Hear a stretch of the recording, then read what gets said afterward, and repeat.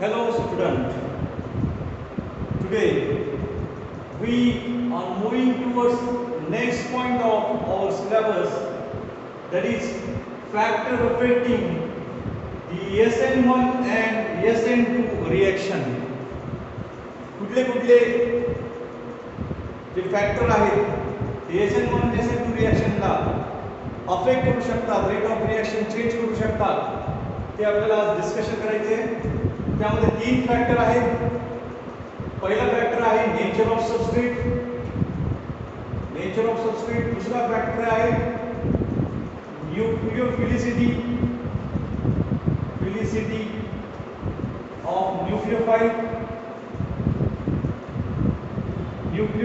Of nucleophile. and third factor जो दिला है तो nature of solvent.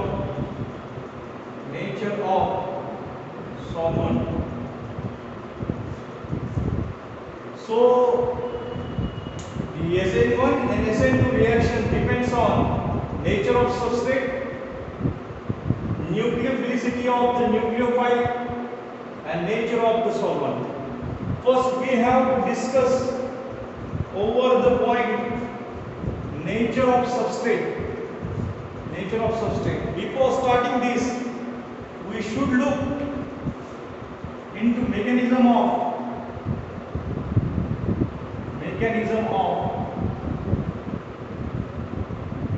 SN2 reaction. We already seen that in SN2 reaction we taken a structure methyl bromide and the nucleophile attack on methyl bromide from backside. It is a single state process. It is slow state, therefore rate determining state. And here a transition state is formed by the attack of nucleophile on carbon. That's why carbon OH bond with the nucleophile is formed. Then CBr bond is broken here. Here 3 hydrogen, 1, 2, 3. This is called transition state. Thereafter, this transition state in which this CBr bond is completely broken and COH bond is completely formed and forming product CH3OH plus Br minus. This is the mechanism of SN2 reaction. So, nature of substrate. In SN2 reaction or mechanism, look at the transition state is penta-coordinated.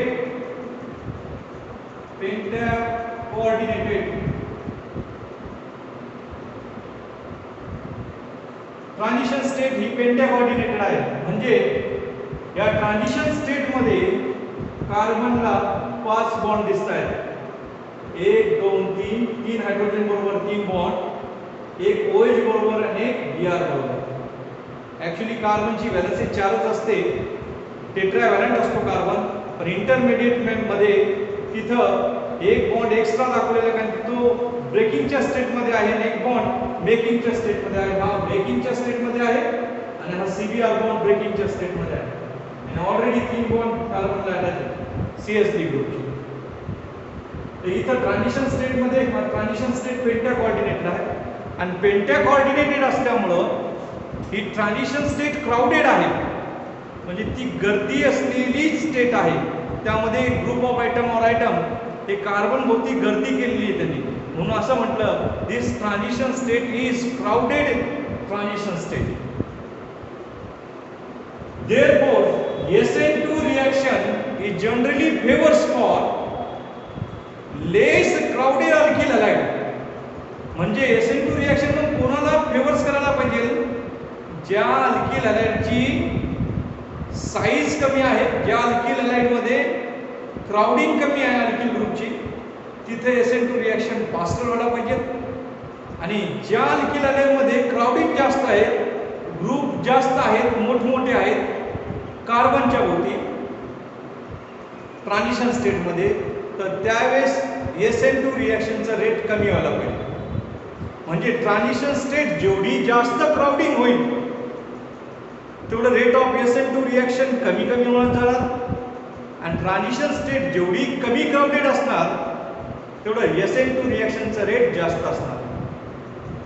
म्हणजे समजून घ्या, methyl ब्रोमाइडचं जेव्हा आपण mechanism दाखवतो तो SN2 रिएक्शनसाठी OH minus attack करून, तेव्हा penta coordinated transition state तयार होते, आणि ही पेंटा कोऑर्डिनेटेड ट्रान्झिशन स्टेट ही बल्कियर असते, ही मोर क्राउडेड असते.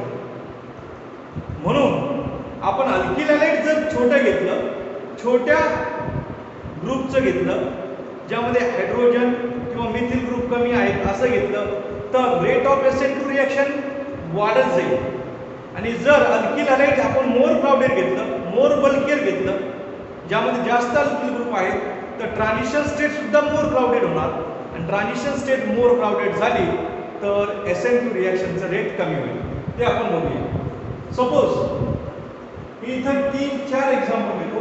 पहिलं मिथिल ब्रोमाइड घेतलं, नंतर इथिल ब्रोमाइड घेतलं, नंतर आयसोप्रोपिल ब्रोमाइड घेतलं, आणि नंतर घेतलं टर्शरी ब्युटिल ब्रोमाइड. आपण इथं 4 रिएक्टर घेतले, 1 2 3 4. Methyl bromide, ethyl bromide, isopropyl bromide आणि टर्शरी ब्युटिल. याचं आपण SN2 रिएक्शन कॅरी आउट करू. Attack of nucleophile, that is slow state, rate determining state. By which mechanism? SN2 mechanism. आता हा OH मायनस इथून अटॅक करेल बॅक साइडने, काय निघून जाणार आहे? Br. तर ट्रान्झिशन स्टेट कशी तयार होईल बघूया. या कार्बनला 3 हायड्रोजन आहेत, 1 2 3. OH ने कुठल्या साइडने अटॅक केला? Back साइडने, dot dot dot dot OH. आणि इथून काय निघून जाणार आहे? Br. Dot dot dot dot Br. इथं partial negative charge, half negative charge, इथं पार्शियल हाफ निगेटिव्ह चार्ज, इथं पॉझिटिव्ह चार्ज. जरी ट्रान्झिशन स्टेट कुणाची? Methyl bromide. आता इथिल ब्रोमाइड बरोबर रिएक्शन करूया. OH मायनस, इथं slow state, SN2 reaction, RDS. आता OH minus nucleophile back side attack करूया ह्या कार्बनवरती जिथं Br अटॅक. इथून काय काढून टाकूया? CS. आता पाहूया ट्रान्झिशन स्टेट कशी तयार होते. या कार्बनला 2 हायड्रोजन आहे, जिथं OH मायनस ने अटॅक केला, म्हणून या कार्बनला 2 हायड्रोजन काढूया, 1 2. आणि एक मिथिल ग्रुप अटॅच आहे तो वरती काढूया, CS. आणि बॅक साइडने या कार्बनला कोण अटॅच झालं? OH. आणि फ्रंट साइडने कोण ब्रेक होते? Br. Dot dot dot Br. आणि इथं हाफ निगेटिव्ह चार्ज, इथं हाफ निगेटिव्ह चार्ज, इथं पॉझिटिव्ह चार्ज. हे झाले ट्रान्झिशन स्टेट इथिल ब्रोमाइड. तसंच आता इथं अटॅक करूया OH minus, slow state, rate determining state. आता OH मायनस कुठे अटॅक करणार? Cbr बॉन्डच्या कार्बनला बॅक साइडने, इथून अटॅक करेल, इथून अटॅक करेल बॅक साइडने. कोणता बॉन्ड ब्रेक होणार? Cbr. आता ट्रान्झिशन स्टेट तयार करूया. ह्या कार्बनला 1 हायड्रोजन आहे आणि 2 मिथिल, 1 इथे लावूया, इथे CS, 2 मिथिल आणि 1 हायड्रोजन. आता बॅक साइडने OH ने अटॅक केला म्हणून dot dot dot OH. Front साइडने Cbr बॉन्ड ब्रेक होतो म्हणून डॉट डॉट डॉट Br. इथं हाफ निगेटिव्ह चार्ज, इथं हाफ निगेटिव्ह चार्ज, इथं पॉझिटिव्ह चार्ज. Transition state. आणि शेवटचा alkyl that is tertiary butyl halide. यामध्ये आपण OH मायनस अटॅक करूया, slow state, rate determining state. आता OH मायनस सपोज बॅक साइडने अटॅक केला तर कोणता बॉन्ड ब्रेक होणार आहे? Cbr. तर ट्रान्झिशन स्टेट कशी तयार होईल? ट्रान्झिशन स्टेट तयार होईल. कार्बन वरती अटॅक केलाय OH, Cbr बॉन्ड ब्रेक होतोय, डॉट डॉट Br. आणि ह्या कार्बनला 3 मिथिल, 1 2 3. वरच्या साईडला दाखवूया, 2 खालच्या हे एकाच प्लेनमध्ये इथं हाफ निगेटिव्ह चार्ज, इथं हाफ निगेटिव्ह चार्ज. बघा आपण 4 अल्किल हॅलाइड घेतले आणि त्यावरती कोणती रिएक्शन केली आहे? SN2 reaction. तर प्रत्येक ठिकाणी पेंटा कोऑर्डिनेटेड ट्रान्झिशन स्टेट तयार झाले. Penta coordinated transition state. आता कुठल्या अल्किल हॅलाइड साठी ट्रान्झिशन स्टेट मोर क्राउडेड दिसते? तर तुम्हाला बोर्ड वरती दिसते इथं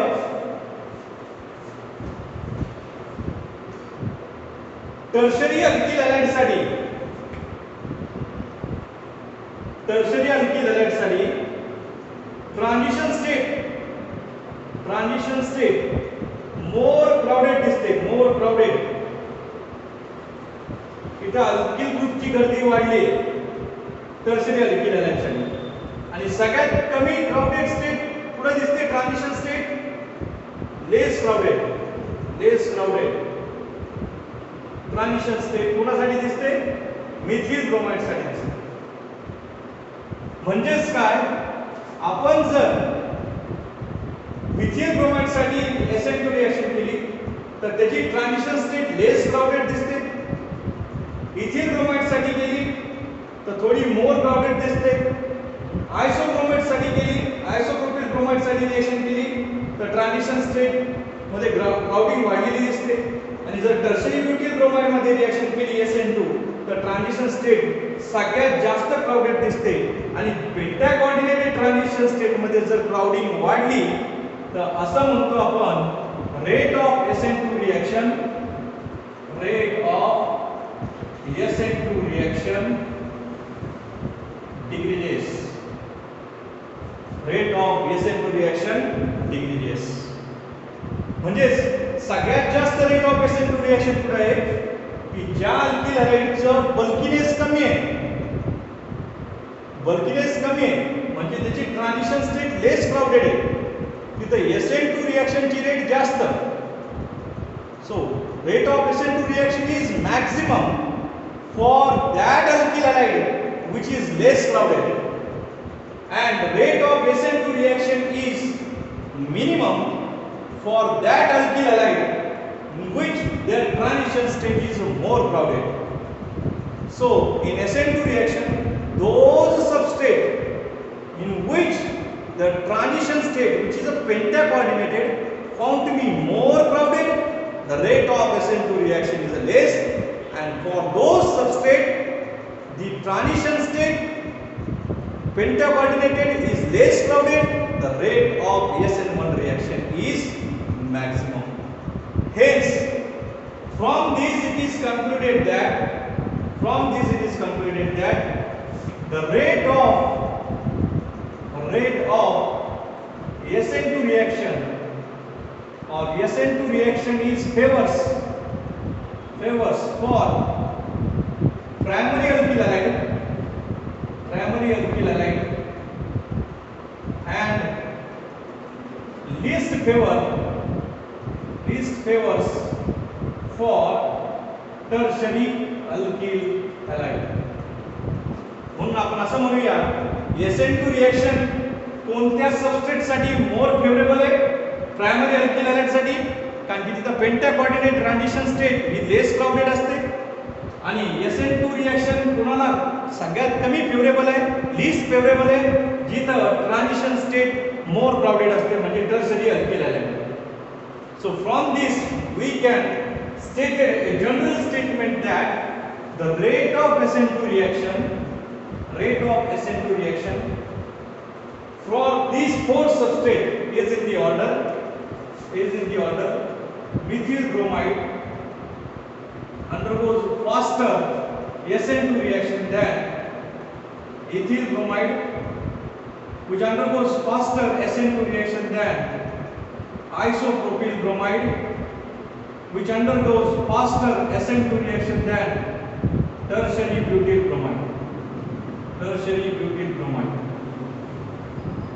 It means that the order of SN2 reaction is this: methyl bromide is greater than ethyl bromide, ethyl bromide is greater than isopropyl bromide, and isopropyl bromide is greater than tertiary butyl bromide. जेवढं crowding वाढेल alkyl हॅलाइडमध्ये SN2Hचं rate of reaction कमी होतं आणि जेवढं alpha कार्बनवरती crowding कमी कमी होत जाईल हायड्रोजनची किंवा अल्किल ग्रुपची तेव्हा rate of SN2 reaction faster असेल। याचा अर्थ सरळ असा आहे methyl bromide has a greater SN2 reaction than the primary alkyl halide, greater SN2 reaction than the secondary alkyl halide, than the tertiary alkyl halide. So what is correct order of reactivity? Methyl bromide react faster than primary alkyl halide. This is primary one. Primary alkyl halide react faster than secondary alkyl halide. This is secondary alkyl halide. And secondary alkyl halide react faster than tertiary alkyl halide. So this is order of reactivity of substrate for SN2 reaction. For SN2 reaction. याचा अर्थ सरळ असा आहे primary alkyl halide सगळ्यात faster react करतात कोणापेक्षा secondary पेक्षा आणि सेकंडरी अल्किल हॅलाइड कोणापेक्षा रिएक्ट फास्टर करतात टर्शरी पेक्षा। याचा अर्थ टर्शरी अल्किल हॅलाइडची रिएक्टिव्हिटी SN2 रिएक्शन साठी सगळ्यात कमी आहे आणि प्रायमरी अल्किल हॅलाइडची कशी आहे सगळ्यात जास्त आहे। ही या ऑर्डर नुसार आपण रिप्रेझेंट करू शकतो। That's it about the reactivity of substrate in SN2 reaction. Now look at what is reactivity of substrate in SN1 reaction. In SN1 reaction. So that we have to discuss in detail. For this we should consider a mechanism of SN1 reaction that we already discussed last lecture yesterday, the mechanism of SN1 reaction, for which we take up a substrate tertiary butyl bromide. So SN1 reaction is a two-step reaction. First step is a slow step, we already know that. In this CBr bond is broken, it is rate determining step and reversible step. So what form? Due to the breaking of CBr bond, we already know that tertiary butyl bromide is broken CBr bond and converted into the planar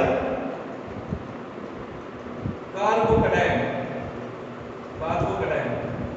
planar हे plain मध्ये आहे तिन्ही methyl group कोणाच्या कार्बनच्या एकाच plain मध्ये आहे आणि carbon वरती पॉझिटिव्ह चार्ज आला म्हणून म्हटलं आपण carbocation planar carbocation it is tertiary butyl carbocation which is intermediate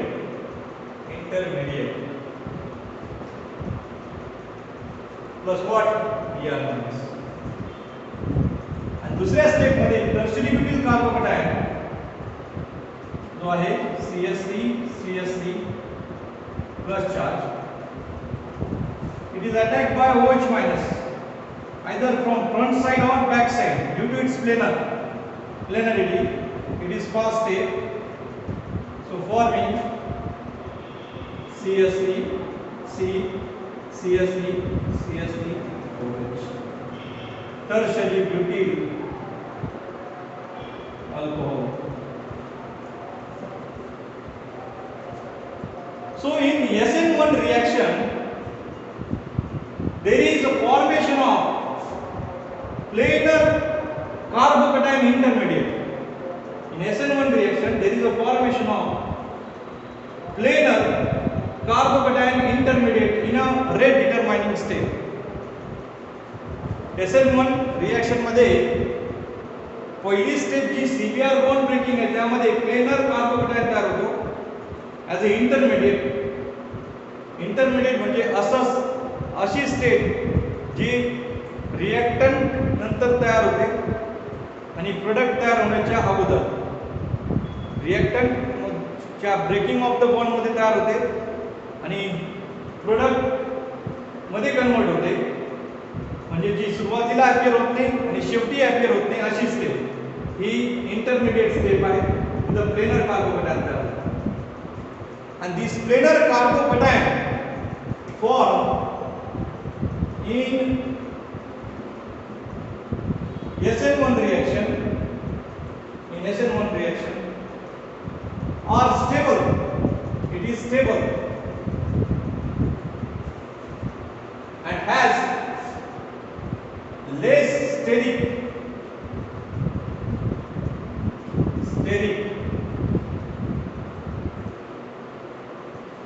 hindrance,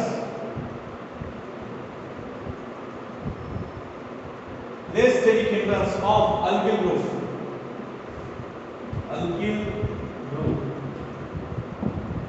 याचा अर्थ काय? जे प्लेनर कार्बोकॅटायन तयार झालंय ह्यामध्ये जे मिथिल ग्रुप अटॅच आहे दॅट इज अल्किल ग्रुप. कार्बोकॅटायनला कार्बनला इथं पॉझिटिव्ह चार्ज आहे, तिथं मिथिल ग्रुपची गर्दी कमी आहे. कारण हे प्लेनर असल्यामुळं bulkier group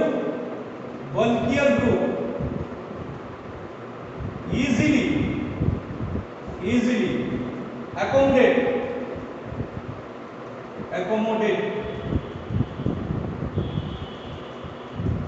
the planar carbocation. म्हणजेच जेव्हा SN1 रिएक्शन मध्ये प्लेनर कार्बोकॅटायन तयार होतो, तो प्लेनर कार्बोकॅटायन कधी स्टेबल असतो? जेव्हा अल्किल ग्रुप त्याला अटॅच असेल. जर मोर अल्किल ग्रुप अटॅच असेल तर लेस स्टेरिक हिंड्रन्स असतं. का लेस स्टेरिक हिंड्रन्स असतं? कारण की बल्कियर ग्रुप या प्लेनर कार्बोकॅटायन मध्ये इझिली अकोमोडेट होतात, इझिली ऍडजस्ट होतात. म्हणून हा जो बल्कियर कार्बोकॅटायन तयार झालेला आहे तो स्टेबल असतो. पुन्हा एकदा ऐका, बल्कियर कार्बोकॅटायन हा मोर स्टेबल असतो जो SN1 मध्ये तयार होतो. त्याचं कारण आहे तिथं अल्किल ग्रुप अटॅच झाले, ते इझिली अटॅच झालेले. मोर बल्कियर अल्किल ग्रुप कार्बोकॅटायन मध्ये इझिली अकोमोडेट होतात, इझिली येतात, कारण की हा कार्बोकॅटायन प्लेनर आहे. कार्बोकॅटायन कसं आहे? प्लेनर आहे. आणि प्लेनर कार्बोकॅटायन असल्यामुळे लक्षात ठेवा, हा कार्बोकॅटायन ज्यामध्ये बल्कियर ग्रुप लवकरात लवकर किंवा इझिली अकोमोडेट होतात तो स्टेबल होत जातो. का होत जातो? स्टेबल. आपण वेगवेगळे अल्किल ग्रुप घेऊन मेकॅनिझम पाहूया. सपोज मिथिल ब्रोमाइड घेतलंय SN1 रिएक्शन साठी. तर पहिली स्टेप काय असते? Slow step. Br bond break होतो, CBr बॉन्ड. आणि इथं कार्बोकॅटायन मध्ये CH3 carbocation plus Br minus. दुसरा घेऊया इथिल ब्रोमाइड SN1 रिएक्शन करूया. ब्रोमीन काढून टाकूया इथून स्लो स्टेप मध्ये. काय होईल? कार्बन वरती इथं पॉझिटिव्ह चार्ज येईल. इथं कार्बनला 2 हायड्रोजन, 1 आणि 2 आणि एक मिथिल ग्रुप आहे CH3. हा कार्बोकॅटायन नंतर प्लस Br. तिसरा आयसोप्रोपिल ब्रोमाइड घेऊया. आयसोप्रोपिल ब्रोमाइड SN1 रिएक्शन करूया. Slow step CBr bond break करूया. आता या कार्बन वरती पॉझिटिव्ह चार्ज येईल. पॉझिटिव्ह चार्ज इथं काय? 1 hydrogen, 2 methyl group plus Br. तिसरं एक्झाम्पल घेऊया. Tertiary butyl bromide. Tertiary alkyl आहे.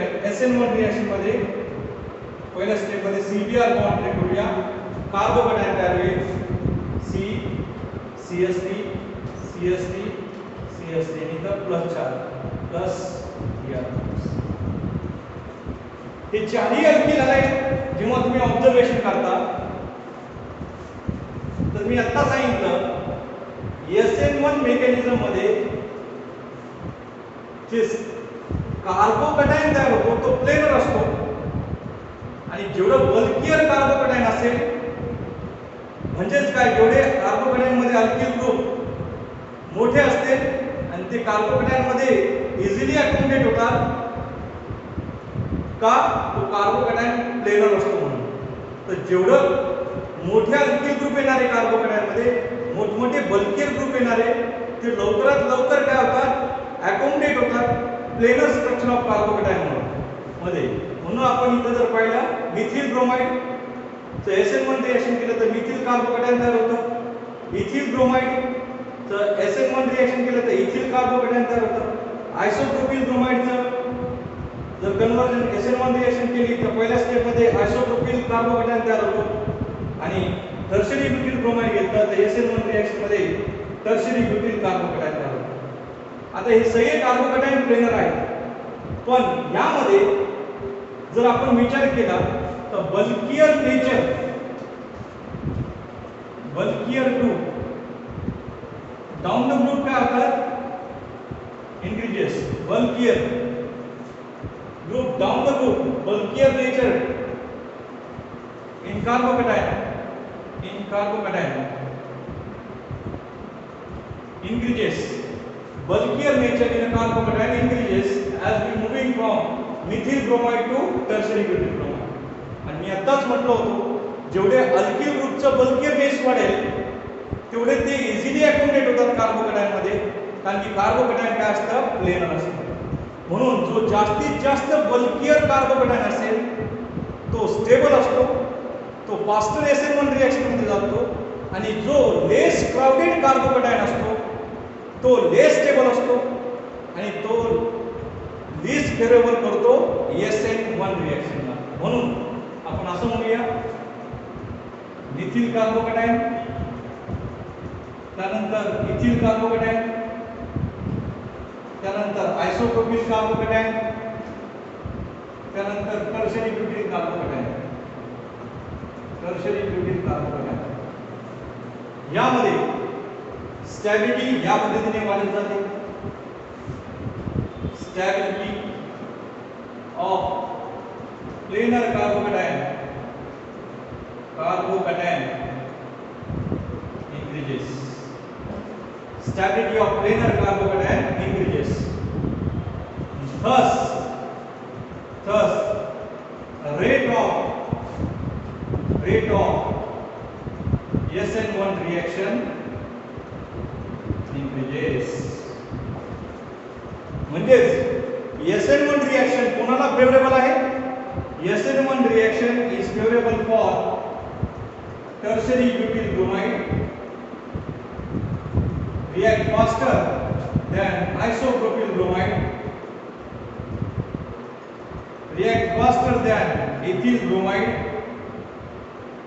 react faster than methyl bromide.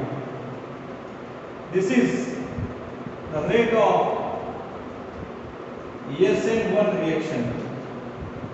Rate of SN1 reaction. मग SN1 रिएक्शन मध्ये काय तयार होतं? कार्बोकॅटायन तयार होतात आणि कार्बोकॅटायन मध्ये जेवढे बल्कियर अल्किल ग्रुप असतील ते लवकरात लवकर त्या प्लेनर कार्बोकॅटायन मध्ये अकोमोडेट होतात आणि त्या कार्बोकॅटायनची स्टॅबिलिटी काय होते? वाढत जाते आणि म्हणून रेट ऑफ SN1 रिएक्शन काय होतं? वाढतं. याचा अर्थ असा आहे, rate of SN1 reaction favours for more bulkier alkyl halide, that is tertiary alkyl halide, and least favorable for the least crowded alkyl halide, that is primary alkyl halide. Hence, what is correct order of reactivity? Tertiary alkyl halide react faster than secondary, secondary react faster than primary, and primary react faster than methyl bromide. Methyl bromide. This is correct order of reactivity of alkyl halide for SN1 reaction. For SN1 reaction. म्हणजे समजून घ्या, tertiary alkyl हॅलाइडचं rate of reaction SN1 मध्ये का जास्त आहे, methyl ब्रोमाइडचं का कमी आहे? त्यासाठी आपण दोन फॅक्टर कन्सिडर करूया. Two factor we have to consider.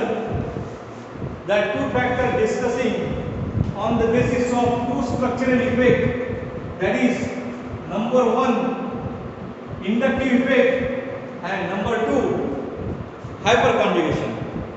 Number 1 inductive effect and number 2 hyperconjugation.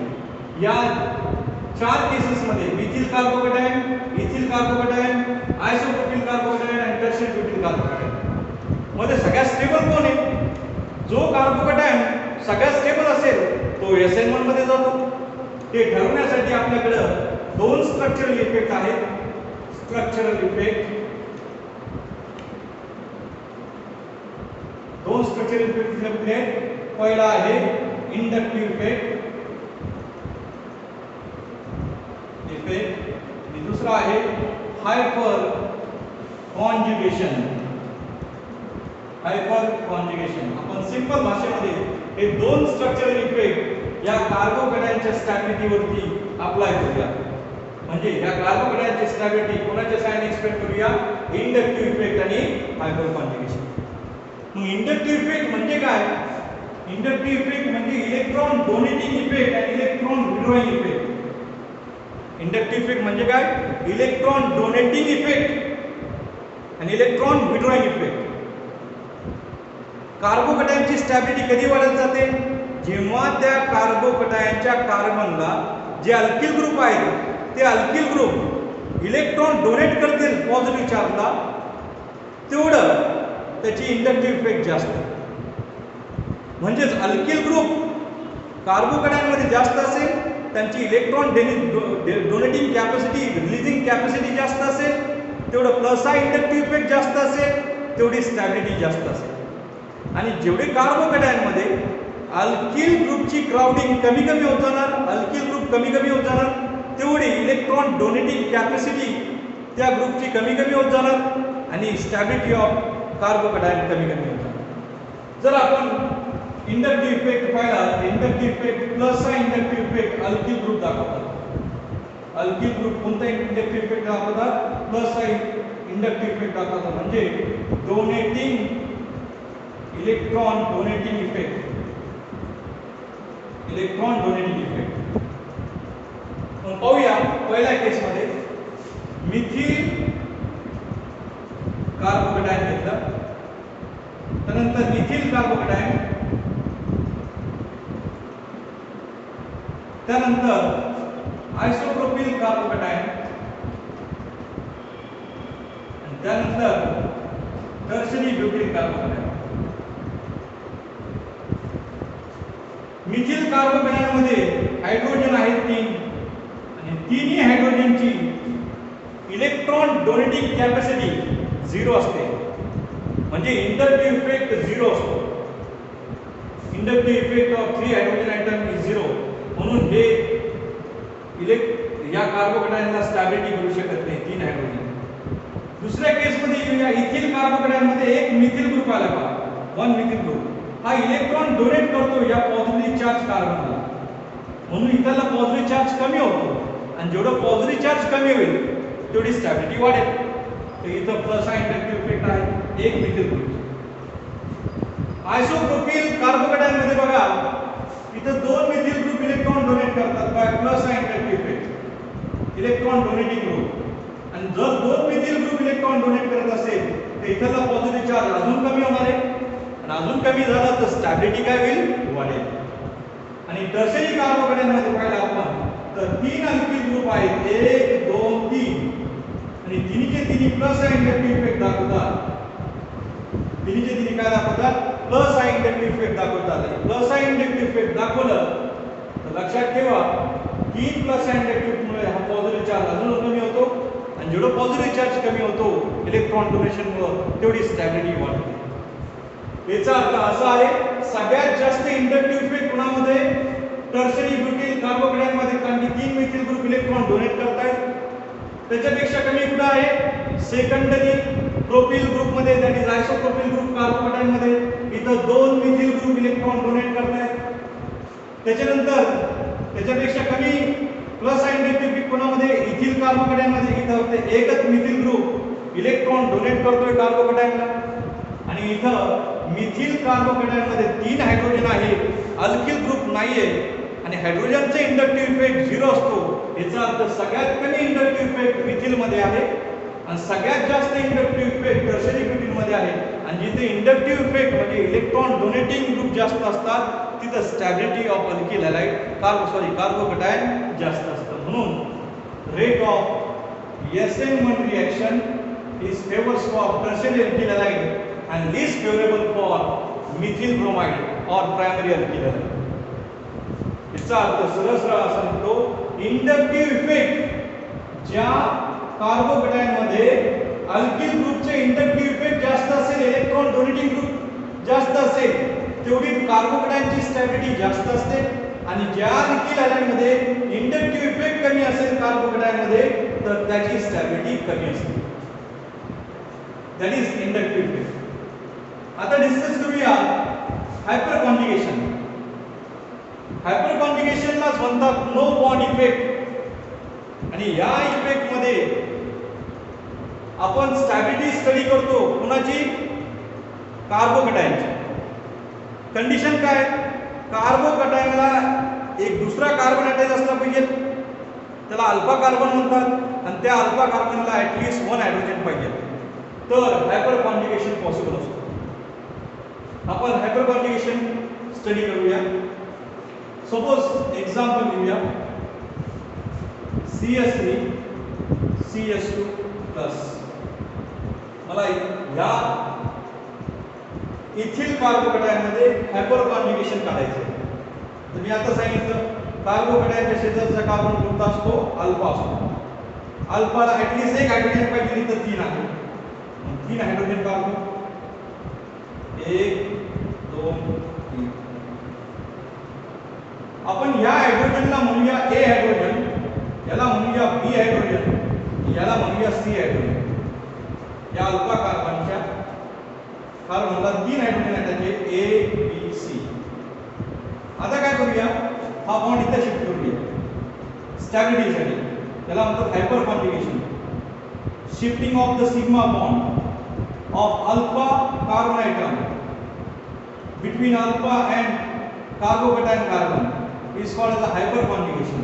तर हा अल्फा कार्बनचा अल्फा हायड्रोजन मधला बॉन्ड, अल्फा कार्बन हायड्रोजन मधला बॉन्ड हा इथं शिफ्ट करूया बिटवीन अल्फा कार्बन आणि कार्बोकॅटायन कार्बन. तर काय तयार होईल? पहिला हायपर कॉन्जुगेशन स्ट्रक्चर मिळेल C H H हा A हायड्रोजन हा B हायड्रोजन ऍसिड. इथं काय आलं तुमचं डबल बॉन्ड CS2 आणि हा H निघून गेला होता त्याच्या व्हिसिनिटी मध्ये दाखवतात, जवळ दाखवतात plus charge P A B C असे. म्हणजे हा बॉन्ड इथं शिफ्ट झालाय कोणाला स्टेबल करण्यासाठी? कार्बोकॅटायनवरचं पॉझिटिव्ह चार्ज स्टेबल करण्यासाठी. आणि हा बॉन्ड इथून तुटल्यानंतर ह्या C हायड्रोजन वरती पॉझिटिव्ह चार्ज येतो, तो ह्या मॉलिक्यूलच्या व्हिसिनिटी मध्ये राहतो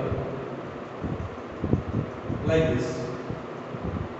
So this is first hyperconjugating structure. आता सेकंड हायपरकॉन्जुगेटिंग स्ट्रक्चर आपण काढू शकतो या B हायड्रोजन वरून. आता हा बॉन्ड ब्रेक करूया, इथे शिफ्ट करूया. काय हायपरकॉन्जुगेशन स्ट्रक्चर आहे ना? कार्बन हा हायड्रोजन ऍसिड A हा C चा हायड्रोजन ऍसिड C, इथं डबल बॉन्ड CS2. इथून बॉन्ड ब्रेक झाला होता म्हणून H+B हा सेकंड हायपरकॉन्जुगेटिंग स्ट्रक्चर. आणि इथं आता कोणता हायड्रोजन आहे? A हायड्रोजन आहे, तो ब्रेक करूया. हा बॉन्ड ब्रेक करूया, इथं शिफ्ट करूया. आता काय स्ट्रक्चर येणार आहे? C हा HB हा HC हा बॉन्ड ब्रेक झाला, इथं शिफ्ट झाला डबल बॉन्ड CS2 आणि हा HA+. अशी किती हायपरकॉन्जुगेटिंग स्ट्रक्चर मिळाले आपल्याला? इथिल कार्बोकॅटायन साठी 3. आणि जेवढे जास्त हायपरकॉन्जुगेटिंग स्ट्रक्चर असतात तेवढी जास्त स्टॅबिलिटी असते आणि जेवढी जास्त स्टॅबिलिटी असेल कार्बोकॅटायनची तेवढं तो SN1 रिएक्शन मध्ये लवकरात लवकर जातो. म्हणजे SN1 रिएक्शन त्यासाठी फेवरेबल असते. म्हणून आपण प्रत्येक कार्बोकॅटायन मध्ये किती हायपरकॉन्जुगेटिंग स्ट्रक्चर पॉसिबल आहे ते चेक करूया वन बाय वन. आता मिथिल कार्बोकॅटायन घेऊया. हा कार्बोकॅटायन CHHH प्लस चार्ज. हा झाला कार्बोकॅटायन. या कार्बनला दुसरा अल्फा कार्बन अटॅच नाहीये. या कार्बनला जर अल्फा कार्बन नाहीये, alpha carbon, no alpha carbon, no alpha carbon, no alpha carbon, no hyperconjugation. या कार्बनला जिथं पॉझिटिव्ह चार्ज आहे त्याला दुसरा कार्बन अटॅच नाहीये. कंडिशन काय आहे? जिथं कार्बनला पॉझिटिव्ह चार्ज आहे त्याला दुसरं कार्बन अटॅच पाहिजे, त्याला ऍटलीस्ट एक हायड्रोजन पाहिजे. इथं या कार्बनला दुसरा कार्बन अटॅच नाहीये, म्हणजे अल्फा कार्बन अटॅच नाहीये, हायपर कॉन्जुगेशन पॉसिबल नाही. तर मिथिल कार्बोकॅटायन मध्ये हायपर कॉन्जुगेशन पॉसिबल नाहीये, म्हणून तो लिस्ट स्टेबल आहे. दुसरा पाहूया आपण आता इथिल कार्बोकॅटायन. आत्ताच आपण पाहिलं होतं ethyl carbocation CH3 CH2 plus. त्याला असं लिहूया CHH plus single bond CHHH. या स्ट्रक्चर मध्ये बघा कार्बोकॅटायन जिथे पॉझिटिव्ह चार्ज आहे त्याला अल्फा कार्बन अटॅच आहे, आणि अल्फा कार्बनला किती हायड्रोजन आहेत? 3. 1 2 3. त्याला A म्हणूया, त्याला B म्हणूया, त्याला C म्हणूया. पहिला A कडून बॉन्ड ब्रेक करूया, आयतो बॉन्ड शिफ्ट करूया. तर पहिला हायड्रोजन स्ट्रक्चर आपण दाखवलं होतं CHH, हा HB, हा HC. इथं डबल बॉन्ड येणार, बॉन्ड शिफ्ट झाला, इथं CH2. बॉन्ड इथं शिफ्ट झाल्यानंतर पॉझिटिव्ह चार्ज घेऊन दिला, आणि इथून बॉन्ड ब्रेक झाला CH बॉन्ड, म्हणून हा हायड्रोजन ऍज इट इज, त्यावरती पॉझिटिव्ह चार्ज आणि A. हा पहिला हायड्रोजन स्ट्रक्चर. तसंच आपण पुन्हा कडून करूया, B कडून करूया. हा CH bond CH bond break करूया, जो B टाइपचा आहे हायड्रोजन. तर काय येणार hydrogen structure? CHA HC double bond CH2 H plus B. याचं कसं येणार? आता बॉन्ड इथून ब्रेक करूया. आता हायड्रोजन स्ट्रक्चर काय येणार सांगा? H B HA double bond CH2 HC. यावरती plus charge. 3 hyper conjugate structure possible आहे, कारण की अल्फा हायड्रोजनला, अल्फा कार्बनला 3 हायड्रोजन अटॅच होते, म्हणून 3 हायपर कॉन्जुगेटिंग स्ट्रक्चर पॉसिबल आहे. म्हणून इथं स्टॅबिलिटी 1. आता पुढच्या मॉलिक्यूल कडे येऊया. पुढच्या मॉलिक्यूल कडे आयसोप्रोपिल ग्रुप CH CH3. इथं पॉझिटिव्ह. आता हा अल्फा कार्बन आहे, अल्फा कार्बन. या अल्फा कार्बनला किती हायड्रोजन आहे? 1 2 3. या अल्फा कार्बनला 1 2 3. तर याला म्हणूया A B C, याला F D E F. आता इनॉल किती हायपर कॉन्जुगेटिंग स्ट्रक्चर पॉसिबल येणार आहे? किती अल्फा कार हायड्रोजन आहेत? 1 2 3 4 5 6. तर 6 हायपर कॉन्जुगेशन स्ट्रक्चर पॉसिबल आहे. 6 हायपर कॉन्जुगेशन स्ट्रक्चर पॉसिबल. कारण की अल्फा कार्बन 2 आहेत, आणि एका अल्फा कार्बनला 3 हायड्रोजन आणि दुसऱ्या अल्फा कार्बनला 3, म्हणजे टोटल हायपर कॉन्जुगेटिंग स्ट्रक्चर किती पॉसिबल आहे? 6. आणि टर्शरी ब्युटील कार्बोकॅटायन पाहूया. Tertiary butyl carbocation CH3 CH3 CH3 plus. हा अल्फा कार्बन, हा अल्फा कार्बन, हा अल्फा कार्बन. तिन्ही अल्फा कार्बनला 3 हायड्रोजन अटॅच आहेत.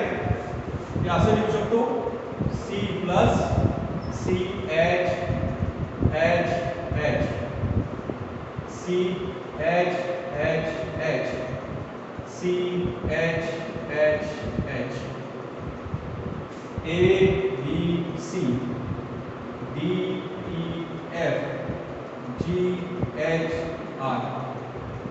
आता किती अल्फा हायड्रोजन झाले? 1 2 3 4 5 6 7 8 9. 9 अल्फा हायड्रोजन. 9 अल्फा हायड्रोजन, म्हणून 9 हायपर कॉन्जुगेटिंग स्ट्रक्चर पॉसिबल आहे. Hyper conjugating structure, 9 hyper conjugating structure possible आहे. जेवढे जास्त हायपर कॉन्जुगेटिंग स्ट्रक्चर पॉसिबल आहे तेवढे स्टॅबिलिटी जास्त असते. म्हणून टर्शरी कार्बोकॅटायनची स्टॅबिलिटी का जास्त आहे? कारण की या केस मध्ये 0 hyper conjugating structure, 0 hyper conjugating structure